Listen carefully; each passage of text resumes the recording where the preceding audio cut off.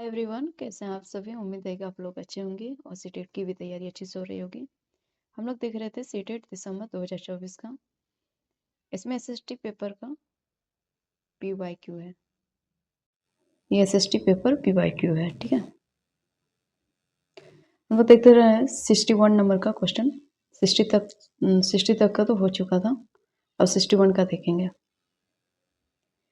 कह रहे कि consider the statements A and B, choose the correct option of the following statement. Summative assessment monitors the learner's progress throughout the teaching earning process. Statement B में है कि formative assessment is conducted at the end of the course. First number में है कि A is false but B is true. Second में है कि both A and B are true.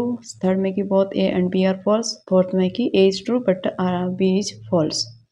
तो कथन ए और बी पर विचार करना है और इनमें से जो सही विकल्प है उसको चयन करना है। तो कथन में है कि फर्स्ट वाला कथन में योगात्मक आकलन शिक्षण क्या है। योगात्मक आकलन शिक्षण अधिगम प्रक्रिया के शुरू के अंत तक विद्यार्थी की प्रगति का निरीक्षण करता है।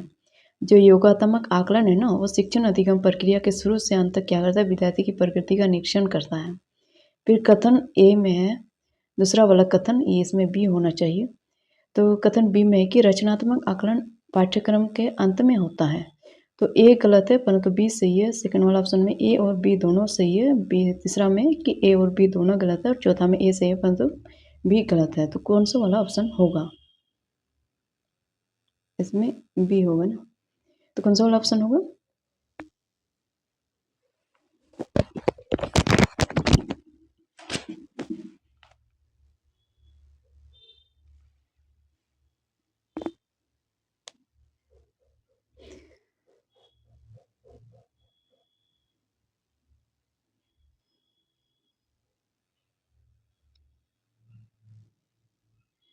तो क्या कह रहा है क्वेश्चन। योगात्मक आकलन क्या है, शिक्षण अधिगम प्रक्रिया के शुरू से अंत तक विद्यार्थी की प्रगति का निरीक्षण करता है। और जो रचनात्मक आकलन है पाठ्यक्रम के अंत में होता है। इसमें कौन सा वाला हो जाएगा, तो ए गलत है परंतु बी सही है। तो 61 ये वाला ऑप्शन होगा ना। ए और बी दोनों गलत है, ए भी गलत है और बी भी गलत है। योगात्मक आकलन शिक्षण और अधिगम प्रक्रिया के शुरू से अंत तक विद्यार्थी की प्रगति का निरीक्षण करता है, ये वाला बात भी गलत है और ये वाला बात भी गलत है। रचनात्मक आकलन पाठ्यक्रम के अंत में होता है, ये वाला बात भी गलत है। ये दोनों गलत है। तीसरे ऑप्शन नंबर थर्ड वाला सही होगा, 61 का थर्ड। अब हम लोग देखेंगे 62। विच of the following questions promotes critical thinking? A में कि what are the different ways through which the government can take steps to provide health care for all? Discuss. B में कि examine the statement as compared to imagine pollution in river Ganga will affect human or life greatly. और C में कि different क्या है, differentiate between the physiography of Brazil and India. D में कि describe important features of Himalaya. और ई में है कि what was the role of the zamindar in Mughal administration. तो ऑप्शन में दिया गया कि only B C D and E. Only B क्या है, ए और बी। और थर्ड में कि only B and C. Fourth में only A B C D. तो निम्नलिखित में से प्रश्न आलोचनात्मक चिंतन को बढ़ावा देता है। कौन सा प्रश्न है जो आलोचनात्मक चिंतन को बढ़ावा देता है, यानी क्रिटिकल थिंकिंग को, ठीक है। तो विभिन्न तरीके क्या है जिनके द्वारा सरकार सभी को स्वास्थ्य सेवाएं प्रदान करने हेतु कदम उठा सकती है। तो ये वाला है। या फिर अमेजन की तुलना में गंगा नदी में प्रदूषण मानव जीवन को व्यापक रूप से प्रभावित करेगा, कथन की जांच कीजिए। फिर ये वाला है। या सी में दिया है कि ब्राजील में भारत की भू आकृति के बीच भेद कीजिए। फिर डी में है कि हिमालय की महत्वपूर्ण विशेषताओं का वर्णन कीजिए। फिर ई में है कि मुगल प्रशासन में जमींदार की भूमिका क्या थी, इसके बारे में बताइए। तो कौन सा वाला ऑप्शन होगा 62 नंबर का। तो ऑप्शन नंबर 2 है ना, ए और बी। क्या है, ए और बी, ओनली 2, यानी 62 का 2 नंबर ऑप्शन होगा। यानी वे विभिन्न तरीके क्या है जिनके द्वारा सरकार सभी को स्वास्थ्य सेवाएं प्रदान करने हेतु कदम उठा सकती है। तो इसमें आलोचनात्मक चिंता होती है ना, इसमें अलग अलग चिंता आती है, इसमें अलग अलग प्रकार की सोच निकलती है। ये क्या हो गया, आलोचनात्मक चिंतन, क्रिटिकल थिंकिंग। अभी मैं क्या अमेजन की तुलना में ये दोनों से कंपेयर करने के लिए बोला है, एक अमेजन एक गंगा नदी, दोनों से कंपेयर करने के लिए बोला है, ठीक है। तो दोनों का तुलना करने के लिए बोला गया है, तो इसमें भी क्या दिख रहा है, क्रिटिकल थिंकिंग, ठीक है। और जो ब्राज़ील एवं भारत की भू आकृति के बीच भेद कीजिए तो इसमें उतना नहीं दिख रहा है। और हिमालय की महत्वपूर्ण विशेषता क्या है इसके बारे में वर्णन करना है, तो ये वर्णन करना कोई चिंता नहीं हुआ, कोई क्रिटिकल थिंकिंग नहीं हुआ। फिर मुगल प्रशासन में जमींदार में क्या भूमिका निभाई थी, तो इसके बारे में भी कोई क्रिटिकल थिंकिंग नहीं दिख रहा है। तो ये ए और बी दोनों सही है, ठीक है। 62 नंबर का ऑप्शन नंबर 2 यानी ए और बी, ओके। अब 63 नंबर का देखेंगे, select the reason behind the low wage paid for agricultural labourers. First में कि they are satisfied with wage prevailing in the market. Second में कि they are not skilled. Third में कि they are depend on land owners for a regular worker. Fourth में कि most of them do not have their own land. तो खेती और मजदूरों को दी जाने वाली क्या है, दी जाने वाली कम मजदूरी के कारण जो कारण का चुनाव करे। जो खेतिहर मजदूर है उसको जो पैसा दिया जाता है, कम मजदूरी दिया जाता है ना, यानी खेतिहर मजदूर को दी जाने वाली कम मजदूरी का जो उसको पैसा मिलता है, काम करने का पैसा मिलता है, तो उसका कारण का चुनाव करे। तो वे बाजार में मिल रही मजदूरी से संतुष्ट है, या फिर वे कुशल नहीं होते, या फिर वे एक नियमित काम के लिए भूमि मालिकों पर क्या होता है, निर्भर होते हैं। चौथा में कि उनमें से अधिकांश लोगों के पास अपनी जमीन नहीं होती। तो कौन सा वाला ऑप्शन सही होगा,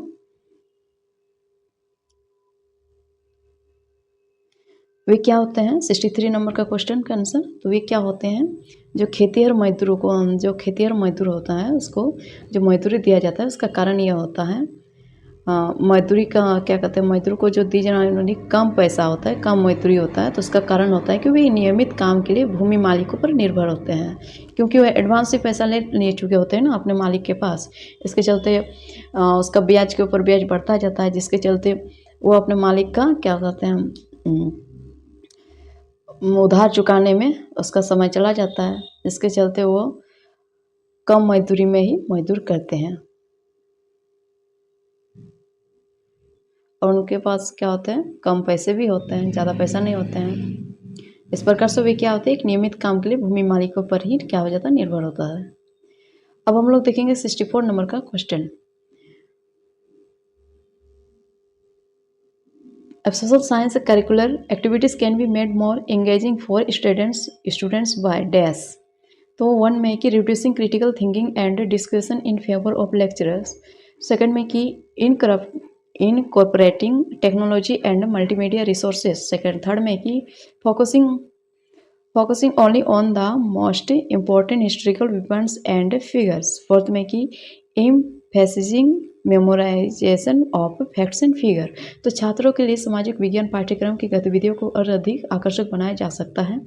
तो कैसे, तो व्याख्यान के पक्ष में आलोचनात्मक सोच और चर्चा को कम करने से, या फिर प्रौद्योगिकी और मल्टीमीडिया संसाधनों को शामिल करने से, या फिर थर्ड में केवल सबसे महत्वपूर्ण ऐतिहासिक घटना और आंकड़ों पर ध्यान केंद्रित करने से, या फिर चौथा में है कि आंकड़ों क्या कहते हैं, तथ्य और आंकड़ों को याद करने पर जोर देने से। तो एक सामाजिक विज्ञान पाठ्यक्रम के जो गतिविधि होता है उसको और अधिक आकर्षक बनाने के लिए क्या किया जा सकता है, तो किस प्रकार से किया जा सकता है, ये पेडागोजी जैसे पेडागोजी का क्वेश्चन है, ठीक है।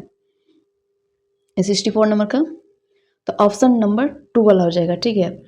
तो प्रौद्योगिकी और मल्टीमीडिया संसाधनों को शामिल करने से, यानी इनकॉर्पोरेटिंग क्या है, incorporating technology and multimedia resources, तभी तो बच्चे और अच्छा से आकर्षक ढंग से सामाजिक विज्ञान को पाठ्यक्रम कर सकेंगे। जैसे कि पहले के समय में क्या होते थे, पहले ज़्यादातर मानचित्र में ही लोग बच्चे सबको दिखा के टीचर समझा देते थे, लेकिन आजकल क्या होता है, स्मार्ट बोर्ड आ गया। स्मार्ट बोर्ड में अलग अलग जगह का चित्र दिखाता है, अलग अलग जैसे मानचित्र में दिखाते हैं, जैसे क्या कहते हैं अमेरिका सिटी को, तो अमेरिका की सिटी को फिर उसको चित्र द्वारा भी स्मार्ट बोर्ड के द्वारा दिखाया जा सकता है। तो इससे क्या होता है, और अधिक आकर्षक बनाया जा सकता है। तो इसका ऑप्शन नंबर सेकंड वाला हो गया ना, 64 का 2, ठीक है, सेकंड वाला ऑप्शन हो गया था। अब हम लोग देखेंगे, ये सब तो आप अपने से भी जवाब दे सकते हैं, इसमें ज़्यादा पढ़ने का भी ज़रूरत नहीं है। अब देखेंगे 65 नंबर का कि व्हाट क्या है, match the following and choose the correct option. A में कि नरेशन चार्ट्स, बी में कि रिलेशनशिप चार्ट्स, सी में कि फ्लो चार्ट्स, बी फर्स्ट में कि steps in a process, second में कि data in the form of table, third में कि हिस्टोरिकल डेवलपमेंट, और इसका जो बी का दिया था ना फर्स्ट वाला ए वाला में, तो ये डी का भी है टेबुलेशन चार्ट्स, और इसका जोड़ी क्या कहते हैं मैच करने के लिए दिया गया so cost and effect relationships. तो ए का है, फर्स्ट का है ए का 2, बी का 3, सी का 4, डी का 1। सेकंड में है, सेकंड ऑप्शन में ए का 3, बी का 4 या सी का 1, डी का 2। थर्ड में है कि ए का 4, बी का 2, सी का 1, डी का 3। फोर्थ में कि ए का 4, बी का 3, सी का 2, डी का 1। तो निम्न का मिलान करने के लिए दिया गया है कि विवरण चार्ट है एक प्रक्रिया के चरण, और बी में है कि संबंध चार्ट यानी तालिका के रूप में डेटा, फिर फ्लो चार्ट में दिया है कि ऐतिहासिक विकास, फिर डी में दिया है कि सारणीकरण चार्ट जिसमें है कि कार्यकरण संबंधों को दर्शाता है। तो इसमें कौन सा किसके साथ मैच होगा उसको मिलाना है। तो देखेंगे हम लोग 65 नंबर का। 65 नंबर का क्या हो जाएगा, एक का जो विवरण चार्ट है ना, तो इसमें ऐतिहासिक विकास होता है, जो विवरण होता है इसमें ऐतिहासिक विकास होता है। एक का 3, ठीक है, एक ही जगह आ रहा है, मतलब कि यही वाला आंसर हो जाएगा ना, एक ही जगह आ रहा है, तो ये इसका आंसर यही हो जाएगा। नहीं, संबंध चार्ट क्या हो गया आपका, बी का 4 हो गया, कार्यकरण संबंधों को दर्शाता है। फिर फ्लो चार्ट क्या हो गया आपका, सी का 1 हो गया, यानी एक प्रक्रिया के चरण होता है। फिर सारणीकरण चार्ट में क्या हो गया आपका, सारणीकरण चार्ट में क्या हो गया आपका, यानी तालिका के रूप में डेटा। जब आपको सारणी दिख रहा है तो इसमें एक तालिका ही तो हो सकता है ना, यानी क्या होता है, बी का 2 रिलेशनशिप चार्ट, और कैसे हो गया, बी का नहीं, ये डी का 2 है ना, टेबुलेशन यानी रिलेशनशिप चार्ट में तो टेबुलेशन आ गया, टेबुलेशन चार्ट, ठीक।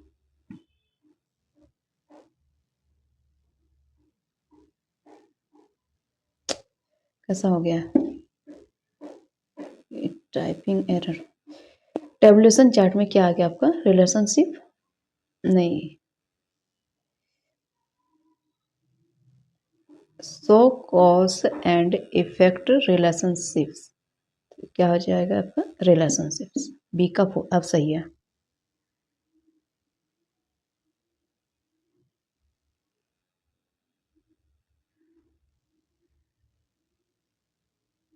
इसमें कैसे मिसिंग हो गया,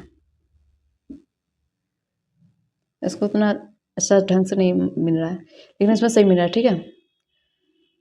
जो विवरण चार्ट हो गया आपका ए का 3 वाला, यानी ऐतिहासिक विकास हो गया, और संबंध चार्ट में क्या हो गया आपका, बी का 4 यानी कार्यकरण संबंधों को दर्शाता है। हाँ, तो बी का 4 इसमें सही दिख रहा है, अब समझ में आ रहा है, बी का 4 यानी रिलेशनशिप, तो यहाँ पर भी रिलेशनशिप आ रहा है। अब सी का है कि फ्लो चार्ट यानी एक प्रक्रिया के चरण, सी का 1, और सारणीकरण चार्ट में क्या आ गया, तालिका की सारणी है, डी है, हाँ सारणी है, डी का टेबुलेशन, तो डी का 2 data in form of table, tabulation chart, tabulation table, तो मिल जाता है ना, तो ये वाला ऑप्शन सही हो गया।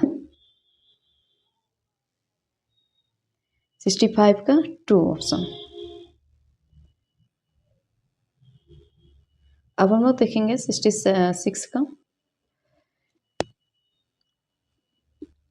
The independence of judiciary implies, first में कि the judiciary can work under the process of legislature if required, second में कि the legislature and the executive cannot interfere in the work of the judiciary, third में कि the judiciary can direct the legislature to frame appropriate laws, fourth में कि the judiciary can direct the executive to implement the laws properly. तो न्यायपालिका की स्वतंत्रता को दर्शाता है, क्या दर्शाती है, अगर आवश्यकता हो तो न्यायपालिका विधायिका के दबाव में काम कर सकती है, और सेकंड में कि विधायिका और कार्यपालिका न्यायपालिका के काम में हस्तक्षेप नहीं कर सकती, और थर्ड में कि न्यायपालिका विधायिका को उपयुक्त कानून का ढांचा तैयार करने का निर्देश क्या करता है, निर्देश दे सकती है। और चौथा में कि न्यायपालिका कार्यपालिका सही रूप से कार्यपालिका को सही रूप से कानूनों को कार्यान्वित करने का निर्देश दे सकती है। तो कौन सा वाला ऑप्शन सही होगा 66 नंबर का?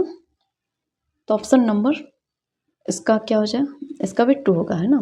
तो न्यायपालिका की स्वतंत्रता को दर्शाती है, यानी विधायिका और कार्यपालिका न्यायपालिका के काम में हस्तक्षेप नहीं कर सकती है। तो ये न्यायपालिका की स्वतंत्रता को दर्शाती है, ठीक है।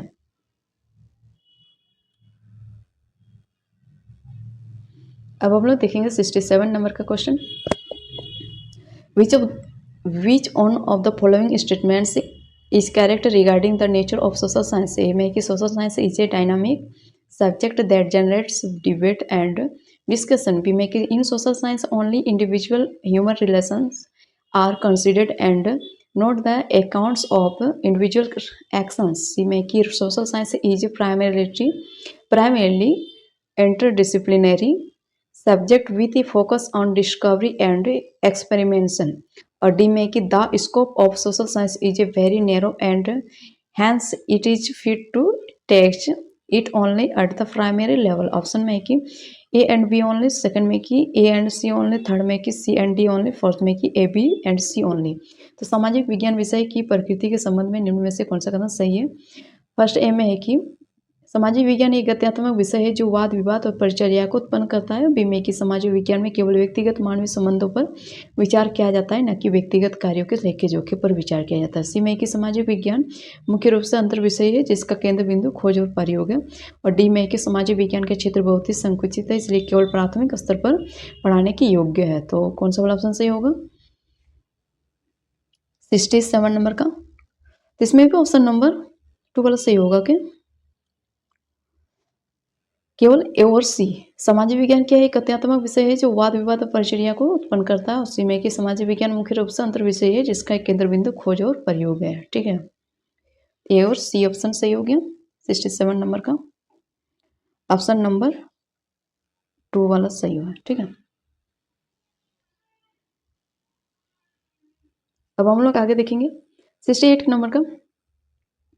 पूछा है question 60% weightage is given by the teacher to open-ended questions in a social science questions paper. Which skill does the together want to test among students through this strategy? A में कि writing skills only, B में कि intrapersonal skills, फिर logical thinking and creative skills, या फिर application and presentation skills। तो इसमें BCD only है, और सेकंड में है कि ए बी ओनली है, थर्ड में कि सी एंड डी ओनली है, और चौथा में कि फोर्थ में ए बी सी ओनली। तो शिक्षक द्वारा सामाजिक विज्ञान के प्रश्न पत्र में 60% भार खुली राय वाले प्रश्नों को दिया जाता है। यानी इस नीति के माध्यम से क्या है, शिक्षक छात्रों का जो कौशल है उसको जांचना चाहते हैं। तो कौन सा वाला? केवल लेखन कौशल, अंतर्वैयक्तिक कौशल, या तार्किक चिंतन एवं सृजनात्मक कौशल। फिर डी में है अनुप्रयोगात्मक एवं प्रस्तुति कौशल। इसमें कौन सा वाला ऑप्शन सही होगा? बी सी डी, या फिर सेकंड में केवल ए बी, तीसरा में है कि सी और डी, चौथा में कि केवल ए बी सी। कौन सा वाला ऑप्शन सही होगा? तो 68 नंबर का ऑप्शन नंबर थर्ड वाला सही होगा, ठीक है। ऑप्शन नंबर थर्ड वाला सही होगा, सी और डी, तार्किक चिंतन और सृजनात्मक कौशल, फिर अनुप्रयोगात्मक एवं प्रस्तुति कौशल, यानी एप्लीकेशन एंड प्रेजेंटेशन स्किल्स, ठीक है। तो इसमें खुले राय वाले प्रश्नों को दिया जाता है। तो इसका मतलब इस कौशल के लिए, यानी जो तार्किक चिंतन और जो सृजनात्मक कौशल है और फिर अनुप्रयोगात्मक एवं प्रस्तुति कौशल है, इसके लिए इस कौशल को जांचना चाहते हैं शिक्षक, ठीक है। अब 69 नंबर का क्वेश्चन देखेंगे। 69 नंबर में है क्या कि which of the following aspect is considered in the Right to Education Act 2009 as part of evaluation procedures? A में कि confirmed with the values inherent in the Indian Constitution. B में कि examination should involve mainly summative assessment. C में कि development of the physical abilities of learners to the fullest extent. D में है कि examinations are conducted within the school premises. तो first option में कि A and C only, second में कि A B C only, third में कि A C and D only, और ए एंड बी ओनली। कौन सा वाला ऑप्शन सही होगा? तो निम्नलिखित में से किस पक्ष पर शिक्षा का अधिकार अधिनियम 2009 में मूल्यांकन कार्य विधि भाग के रूप में विचार किया गया है कि भारतीय संविधान में प्रतिस्थापित मूल्यों का अनुमोदन करना ए का है, और बी में की परीक्षा में मुख्यतः योगात्मक आकलन को सम्मिलित किया जाना चाहिए, और सी में की विद्यार्थियों की शारीरिक क्षमताओं का पूर्ण सीमा तक विकास। फिर डी में की परीक्षाएं स्कूल परिसर में ही होती है, तो कौन सा वाला ऑप्शन सही होगा, ए सी या ए बी सी या फिर ए सी डी या फिर ए बी, कौन सा वाला ऑप्शन सही होगा 69 नंबर का। इसका ऑप्शन नंबर फर्स्ट वाला सही होगा। भारतीय संविधान में स्थापित मूल्यों का अनुमोदन करना, और सी में क्या है कि विद्यार्थियों की शारीरिक क्षमताओं को पूर्ण सीमा तक विकास करना। ठीक है, इस प्रकार से ये दोनों ऑप्शन सही हो गए। अब हम लोग देखें 70 नंबर क्वेश्चन। ओके, क्या है कि read the statements A and B are, choose the appropriate option. Statements a contemporary challenge to the principle of a democratic society are conflicts such as this between individual rights and social responsibilities. Statements B में कि within a social science classroom conflict resolution approach could to be used to engage students to study problems of democracy. First option में कि A is false but B is true. Second में कि both A and B are true. Third में कि both A and B are false. Fourth में A is true but B is false. कथन A और कथन B को पढ़िए तथा उपयुक्त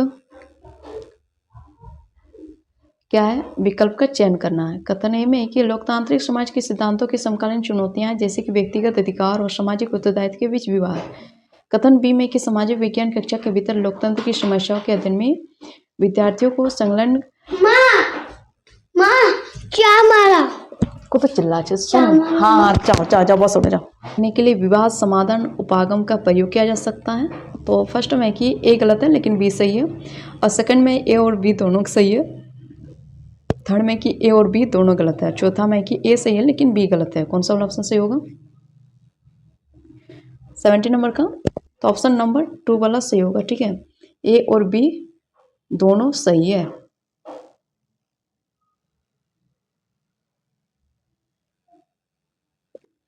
अब 71 नंबर का देखेंगे। क्वेश्चन पूछ रहा है कि Indian constitution less down dash norms for participations of people into social movements that seek to challenge the government. Second में कि the national curriculum framework, third में कि द बेसिक लॉज और rules that have to be followed by everyone, fourth में कि the structure of religious institutions. भारतीय संविधान निर्धारित करता है फर्स्ट में कि सामाजिक आंदोलनों में उन लोगों जो सरकार को चुनौती देना की भागीदारी के नियम के लिए नियम। सेकंड में कि राष्ट्र पारचर्या रूपरेखा, और थर्ड में कि बुनियादी कानून या नियम जिनका पालन सभी को करना होता है। चौथा में कि धार्मिक संस्थानों की संरचना। तो कौन सा वाला ऑप्शन सही होगा? तो इसमें क्या होगा ऑप्शन थर्ड वाला, यानी बुनियादी कानून या नियम जिनका पालन सभी को करना होता है। तो ये भारतीय संविधान निर्धारित करता है। ऑप्शन थर्ड वाला सही हो गया 71 का थर्ड। अब हम लोग देखेंगे 72 का कि the objective of establishing Panchayati Raj institutions in India was to achieve. एक है कि पार्टिसिपेटरी गवर्नेंस, और बी में कि कल्चरल होमोजेनिटी, और सी में कि डेमोक्रेटिक डिसेंट्रलाइजेशन, और डी में कि रिलीजियस डाइवर्सिटी। ठीक है, तो चूज द करेक्ट ऑप्शन में ए एंड सी, सेकंड में ए एंड बी में थर्ड में कि बी एंड सी, चौथा में कि सी एंड डी। तो भारत में पंचायती राज संस्थानों की स्थापना का उद्देश्य उपार्जित यानी डैश उपार्जित करना था। ए का सहभागिता द्वारा शासन, बी का सांस्कृतिक एकरूपता समानता, फिर सी में क्या लोकतांत्रिक विकेंद्रीकरण, या फिर डी में धार्मिक विविधता। कौन सा वाला ऑप्शन सही होगा 72 का? तो ऑप्शन नंबर फर्स्ट वाला सही है, ऑप्शन नंबर फर्स्ट सही है, यानी ए सहभागिता, फिर सी में क्या लोकतांत्रिक विकेंद्रीकरण। 73 नंबर का देखेंगे।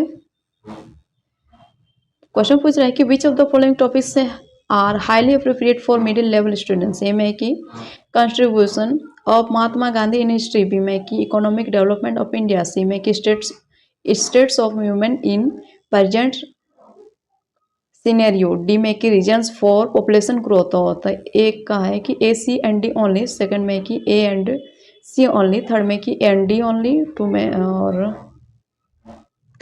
B C and D only.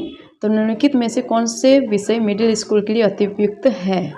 तो इतिहास में महात्मा गांधी का योगदान, बी का है भारत का आर्थिक विकास, सी में है वर्तमान परिदृश्य में महिलाओं की स्थिति, और डी में है कि जनसंख्या वृद्धि के कारण। तो इसमें कौन सा वाला ऑप्शन सही हो जाएगा? तो ऑप्शन नंबर इसमें हो जाएगा आपका सेकंड वाला सही है। ठीक है, 73 का सेकंड, यानी एसी। इतिहास में महात्मा गांधी का क्या हुआ था? योगदान हुआ था, और वर्तमान परिदृश्य में महिलाओं की स्थिति है। ठीक है,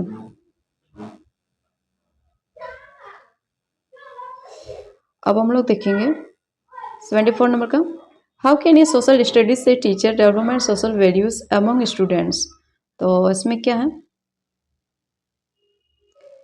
डेवलपिंग सेंस ऑफ डिसिप्लिन।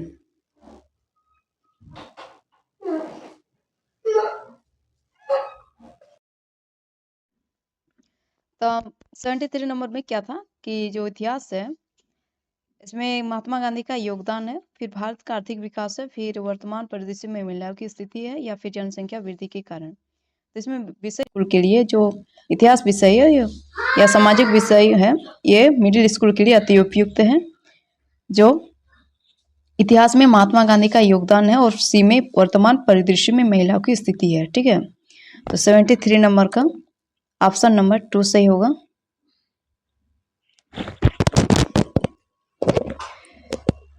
फिर क्वेश्चन 74 का देखेंगे, how can a social studies teacher develop social values among students.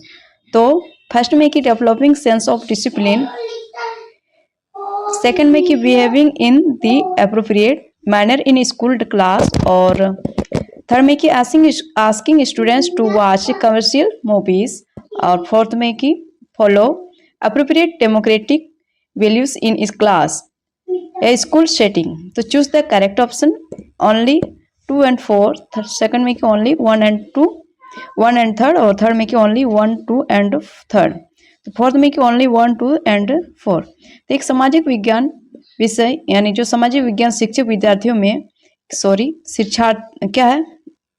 विद्यार्थियों में एक सामाजिक विज्ञान शिक्षक विद्यार्थियों में किस प्रकार सामाजिक मूल्यों को विकसित कर सकता है।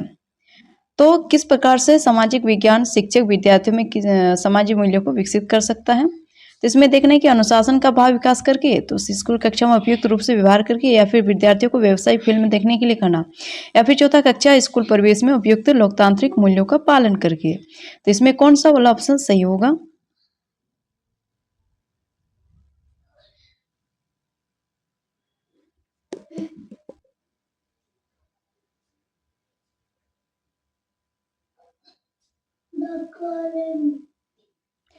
सेवेंटी 74 का कौन सा वाला ऑप्शन सही होगा?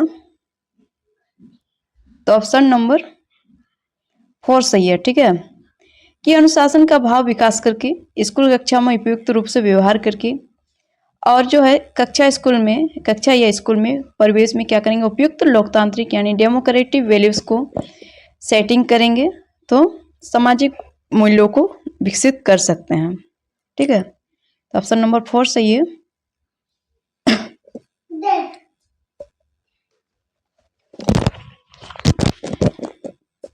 अब हम लोग देखेंगे 75 नंबर का क्वेश्चन।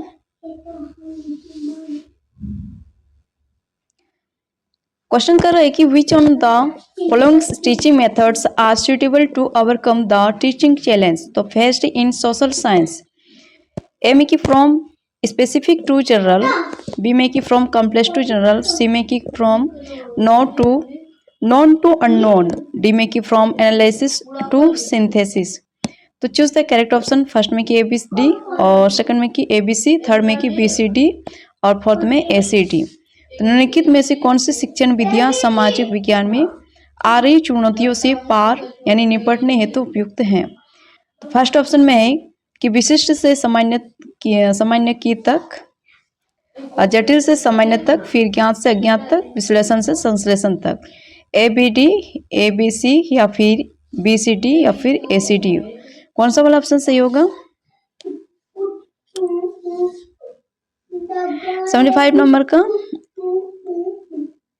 ऑप्शन नंबर 4 सही होगा ना। विशिष्ट से सामान्य की ओर जाएंगे। फिर सी में है कि ज्ञात से, जिसको हम लोग जानते हैं, जैसे अकबर को जानते हैं, अकबर के बारे में जानते हैं, तो फिर उससे और जिसके बारे में नहीं जानते हैं उसके दादा के बारे में जानेंगे, फिर उससे उससे और पीढ़ी के बारे में जानेंगे। तो ऐसे जाएंगे, ज्ञान से जिसको हम लोग जानते हैं उससे और ज़्यादा जानने के लिए जाएंगे। ठीक है, जैसे डी में है कि विश्लेषण से संश्लेषण की ओर। तो ए का भी हो गया, सी का भी हो गया और डी का भी हो गया, ये तीनों ऑप्शन सही है।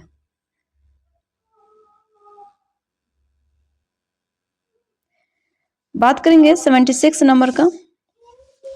What does it mean to use the dialectic approach to teaching in the social science classroom? तो फर्स्ट में using maps and athletes to enrich students understanding of geography. Second में using dialogue between student and teachers as the main method of knowledge generation. Third में using drama in the classroom to generate interest in students. अब fourth में कर रहा है कि using examples and analogies to clarify abstract. तो सामाजिक विज्ञान कक्षा में द्वंद्वात्मक उपागम के प्रयोग से क्या तात्पर्य है? फर्स्ट ऑप्शन में कि विद्यार्थियों की भूगोल की समझ को समृद्ध बनाने हेतु मानचित्रों एवं एटलसों का प्रयोग करना। सेकंड में कि ज्ञान के विकास के मुख्य विधि के रूप में विद्यार्थी और शिक्षक के बीच वार्ता का प्रयोग करना। थर्ड में कि विद्यार्थियों में रुचि उत्पन्न करने हेतु कक्षा में ड्रामे का प्रयोग करना। और फोर्थ में कि अमूर्त अवधारणाओं को स्पष्ट करने हेतु उदाहरणों एवं सदृश्यों का प्रयोग करना। तो कौन सा वाला ऑप्शन सही होगा?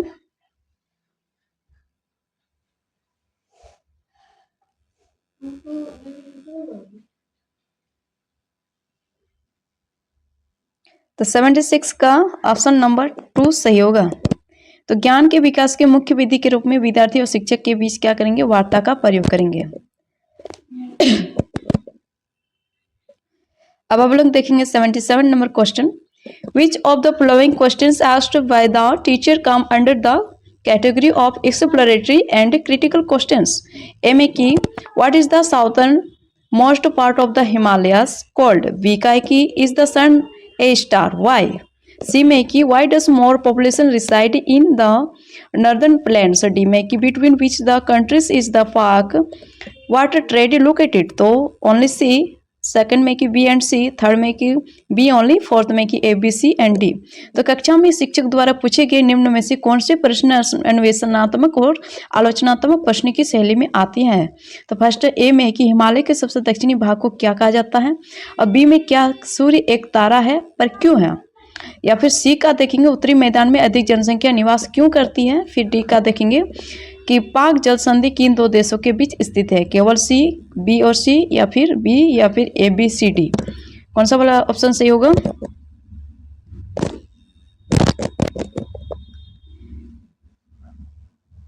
इसमें क्या क्वेश्चन पूछ रहा है कि जो क्वेश्चन पूछ रहा है क्या है?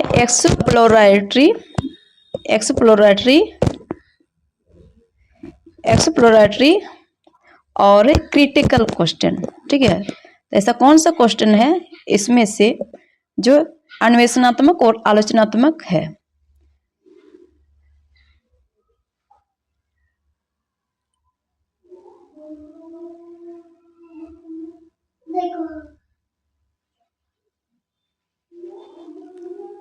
तो ये हिमालय को सबसे दक्षिणी भाग को क्या कहा जाता है?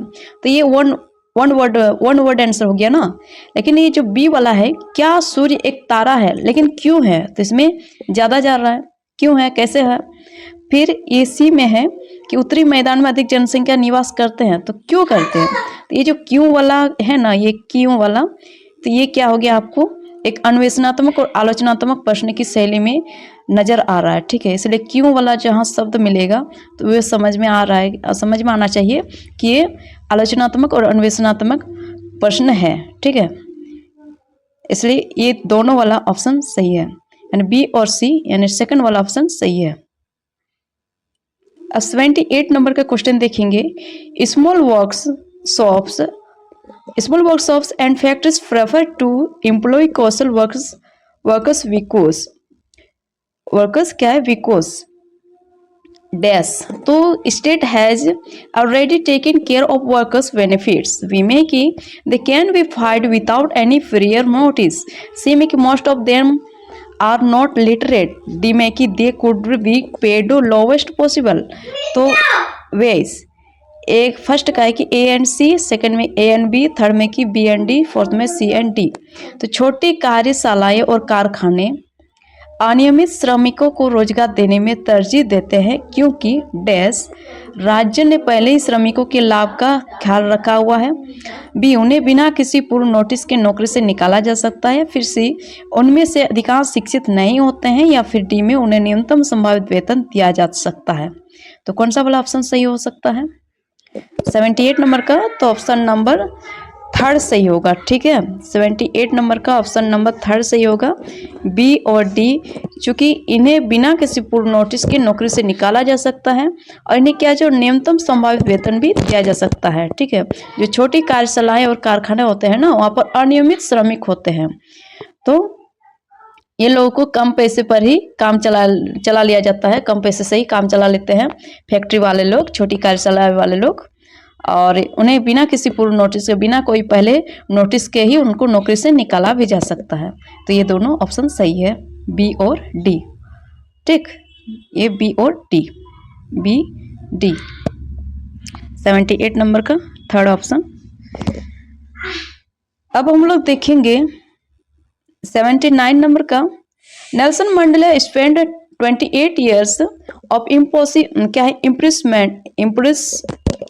imprisonment along with thousands of black and colored people।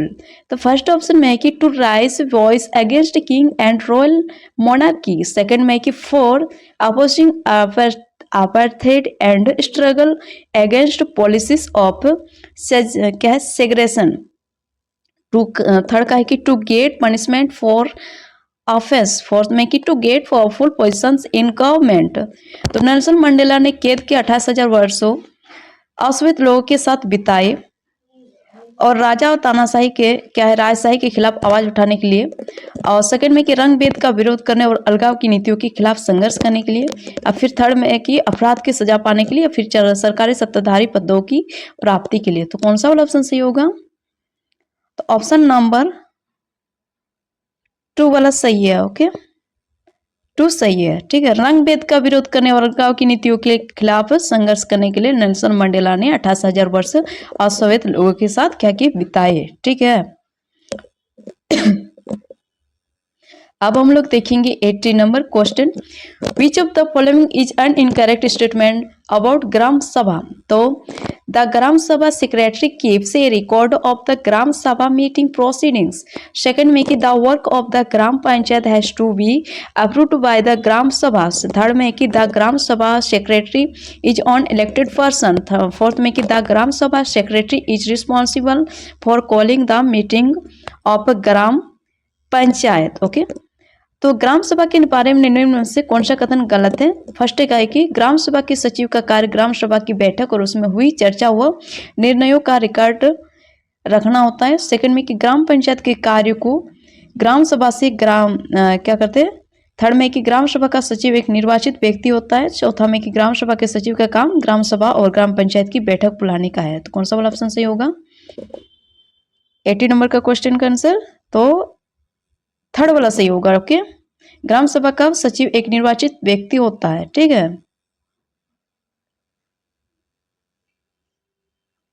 अब हम लोग देखेंगे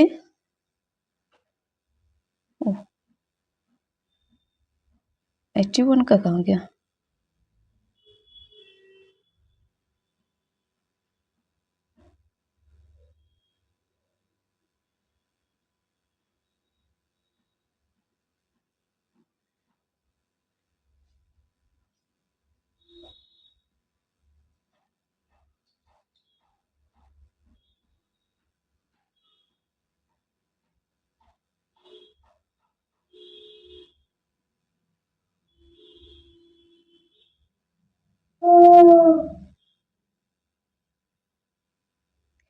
चलिए 81 नंबर का नहीं मिला।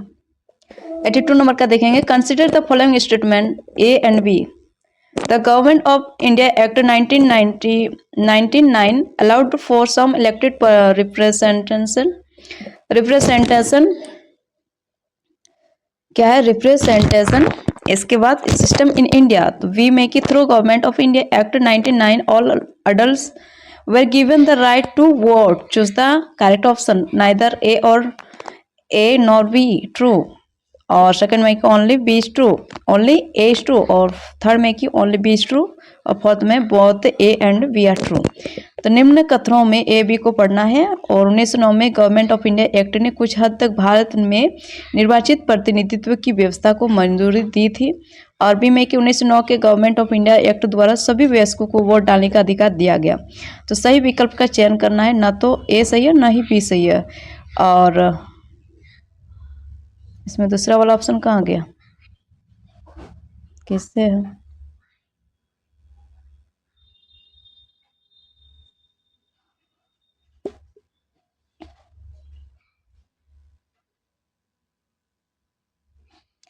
तो इसमें क्या होगा, ओनली एज ट्रू होगा। ठीक है, 1909 में क्या होता, जो गवर्नमेंट ऑफ इंडिया एक्ट ने कुछ हद तक भारत में निर्वाचित प्रतिनिधित्व की व्यवस्था को मंजूरी दी थी। ठीक है, तो only A is true, option number 2 सही होगा।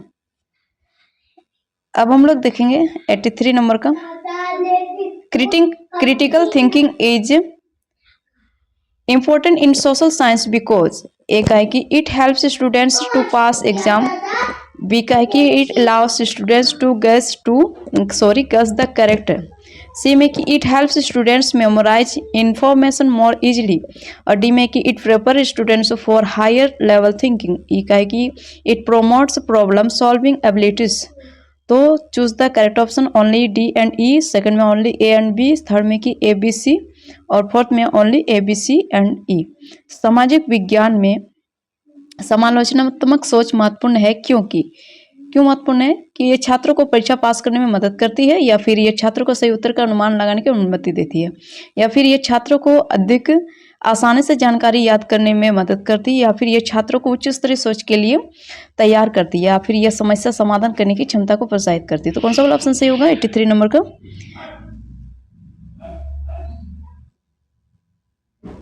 ऑप्शन नंबर फर्स्ट सही होगा ना, डी और ए।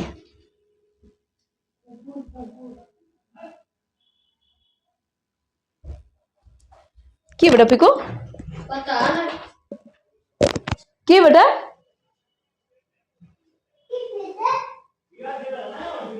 फर्स्ट, ठीक है, डी और ई होगा। तो ये छात्रों को क्या करता है, उच्च स्तरीय सोच के लिए तैयार करती है, और यह समस्या समाधान करने की क्षमता को प्रोत्साहित करती है। समालोचनात्मक सोच इसलिए महत्वपूर्ण है। ठीक है, 83 नंबर का ऑप्शन नंबर फर्स्ट। अब हम देखेंगे 84 नंबर का, which would be the best teaching pedagogy to understand trends in poverty in India. क्या है, poverty in Indian states and union terrorism, क्या करते हैं, टेरिटोरीज।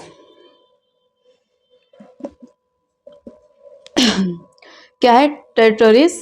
इसके बाद first brainstorming, field trip, या फिर थर्ड में ब्रेन स्टॉर्मिंग डिबेट है, या फिर चौथा में सेकेंडरी डाटा एनालिसिस। तो भारतीय राज्यों और केंद्र शासित प्रदेशों में निर्धनता की प्रवृत्तियां एवं अनेक उनके तुलनात्मक अध्ययन को समझाने हेतु सर्वोत्तम शिक्षक अधिगम प्रणाली कौन सी है? तो फर्स्ट में एक विचारावेश प्रक्रिया यानी ब्रेन स्टॉर्मिंग, या फिर क्षेत्र भ्रमण, या फिर वाद विवाद, या फिर द्वितीयक आंकड़ों का विश्लेषण। कौन सा वाला ऑप्शन सही होगा? तो 84 नंबर का ऑप्शन नंबर क्या हो जाएगा, ये वाला सही होगा ना, द्वितीयक आंकड़ों का विश्लेषण, सेकेंडरी डेटा एनालिसिस। 84 का 4, ऑप्शन 4। ओके, अब हम लोग देखेंगे 85 नंबर का क्वेश्चन पूछ रहा है कि which of the following questions assess the evolution aspect of cognitive abilities. तो ए में कि Poshan Abhiyan is an important programme to improve the nutrition level of Indian children, examine the statement with evidence. B में कि colonial rule in India for 2 centuries left, और India with क्या है, India for 2 country, India with irreversible social change in India. Do you agree with this statement? Explain. सी का describe the important features of Jan Dhan योजना. D का poverty and unemployment in India has declined in the post 1991 India. Justify this statement. First में only C and D, second में only A B, third में only A B C, fourth में A B C D only B C D. तो निम्नलिखित में से कौन से प्रश्न संज्ञानात्मक क्षमताओं के मूल्यांकन पक्ष को आंकते हैं?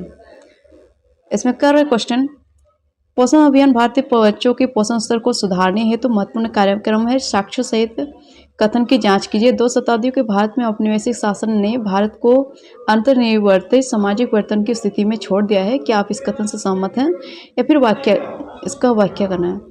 सी में कि जनधन योजना की महत्वपूर्ण विशेषता का वर्णन करना है। फिर 1991 के उत्तरार्ध में भारत में जो गरीबी और बेरोजगारी में गिरावट आ गई, इस कथन का औचित्य दीजिए। तो कौन सा वाला ऑप्शन सही होगा? सी और डी, ए और बी, या फिर ए बी सी, या फिर एफ बी सी डी? कौन सा वाला ऑप्शन सही होगा? तो ऑप्शन नंबर 2 सही होगा। Okay, A B, only A and B. अब हम लोग देखेंगे 86 नंबर का। द टीचर डिवाइड्स क्या है? Divides the children of her class into groups and gives them to write the names of the sources of water and then discuss the sources of water with each group. Which of the following he या she is attempting first as part of 5E approach to lesson plan. The engage, explore, एवलेट और explain. तो शिक्षिका अपनी कक्षा के बच्चों को 4 समूह में विभाजित करके जल के स्रोतों के नाम लिखने को देती है और उसके बाद प्रत्येक समूह से जल के स्रोतों पर चर्चा कराती है। फिर क्या करती है? पाठ योजना के 5 उपागम यानी 5 उपागम के तहत वो निम्न में से कौन सा सबसे पहले प्रयास करेगी? तो किसको प्रयास करेगी? 86 नंबर का। तो पहले संलग्न करेगी ना, संलग्न करेगी, इंगेज करेगी, ठीक है, इसको प्रयास करेगी। 86 नंबर का फर्स्ट वाला ऑप्शन सही हो गया था, फर्स्ट वाला सही है, एंगेज करेगी। अब 87 नंबर का देखेंगे फटाफट। A teacher wants students to understand the functioning of governmental bodies like village panchayat. Which of the following source of data collection will provide first hand and authentic information? Textbook, newspaper article, field trip या biography? यह एक शिक्षिका चाहती है कि छात्र ग्राम पंचायत जैसे सरकारी निकायों के कामकाज को समझे, लेकिन निम्नलिखित में से कौन से आंकड़े का स्रोत प्रत्यक्ष और प्रमाणिक जानकारी प्रदान करता है? तो कौन सा करेगा? हाँ, किसमें प्रत्यक्ष और प्रमाणिक जानकारी प्रदान करेगा? 87 नंबर का थर्ड वाला ऑप्शन, अध्ययन यात्रा। ओके, अध्ययन यात्रा यानी फील्ड ट्रिप, ठीक है, देख करके ज्यादा ज्ञान प्राप्त होता है ना, प्रमाणिक ज्ञान प्राप्त होता है फील्ड ट्रिप से।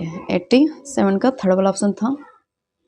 अब हम लोग देखेंगे 88 का। A believe that science requires a technical mind and girls and women are not capable of dealing with technical things signifies. तो फर्स्ट में कि ignorance, सेकंड में कि stereotype, थर्ड में कि क्या है कास्टिज्म, और फोर्थ में कि illiteracy. एक धारणा की विज्ञान के लिए एक तकनीकी दिमाग की आवश्यकता होती है। लड़कियां तथा महिलाएं तकनीकी चीज़ों से निपटने में सक्षम नहीं है। तो ये किस चीज़ की धारणा है? तो ये रूढ़िबद्ध धारणा हो गया ना, 88 का 2 वाला ऑप्शन हो गया, ठीक है, कि लड़कियां विज्ञान नहीं पढ़ पाएगी, साइंस नहीं पढ़ पाएगी, ये धारणा होती है, तो ये रूढ़िबद्ध धारणा है। 88 का 2 वाला ऑप्शन। ओके, अब 89 नंबर का देखेंगे। ये सब तो एकदम हलवा क्वेश्चन था। 89 का देखेंगे। In a field trip which is the first skill to be developed among students, ठीक है। तो फर्स्ट में कि रीजनिंग स्किल, एनालिटिकल स्किल या ऑब्जर्वेशन स्किल या एक्सपेरिमेशन, क्या है एक्सपेरिमेशन,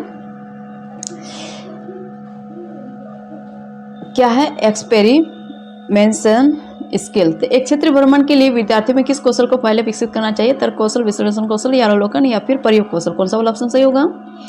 89 का तो ऑप्शन नंबर थर्ड, अवलोकन, ऑब्जर्वेशन स्किल। ओके, ठीक है, क्षेत्रीय भ्रमण के लिए विद्यार्थियों के लिए अवलोकन कौशल का स्किल विकसित करना चाहती है, ठीक है, या करना चाहिए।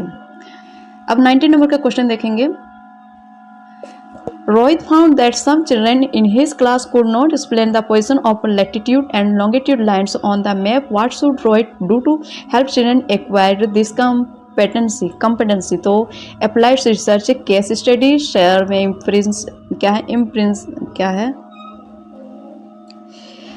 एम्पिरिकल रिसर्च, या फिर फोर्थ में एक्शन रिसर्च। रोहित ने पाया कि उसके कक्षा के कुछ बच्चे मानचित्र पर अक्षांश और देशांतर में रेखाओं की स्थिति को स्पष्ट करने के लिए रोहित को क्या करना चाहिए। तो प्रायोगिक अनुसंधान, केस अध्ययन, या अनुवांशिक अनुभाविक अनुसंधान, या फिर क्रियात्मक अनुसंधान, कौन सा वाला ऑप्शन सही होगा। तो देखिए जो रोहित है ना, रोहित है इसमें ये वाला कौन सा देशांतर है, या फिर ये वाला होता है ना इस प्रकार का। देखिए ये वाला हो गया, ये वाला हो गया, एक में इस टाइप का होता है, फिर एक में इस तरह का होता है ना अक्षांश, ये अक्षांश हो गया, ये देशांतर हो गया। तो इनमें से अंतर नहीं कर पा रहा है, तो ये कौन सा वाला होगा ऑप्शन सही। तो 90 नंबर का 4 वाला, यानी क्रियात्मक अनुसंधान नहीं कर पा रहा है, कौन सा देशांतर है या कौन सा अक्षांश है, ये कौन सा अक्षांश है या कौन सा देशांतर है, इसमें अंतर नहीं कर पा रहा है, तो ये क्रियात्मक अनुसंधान है, एक्शन रिसर्च है। ओके, 90 का 4 वाला ऑप्शन सही हो गया। और हम लोग अब ये वाला क्वेश्चन सॉल्व कर चुके, 2024 का दिसंबर वाला क्लियर होगा। और ये सब आप लोग का जिम्मेदारी बनता है, आप लोग कर लीजिएगा। अगर पसंद आया तो लाइक कर लीजिए, और चाहते हैं तो सब्सक्राइब भी कर लीजिए, फिर कुछ अपना कमेंट भी कीजिए, शेयर भी कर लिया कीजिए।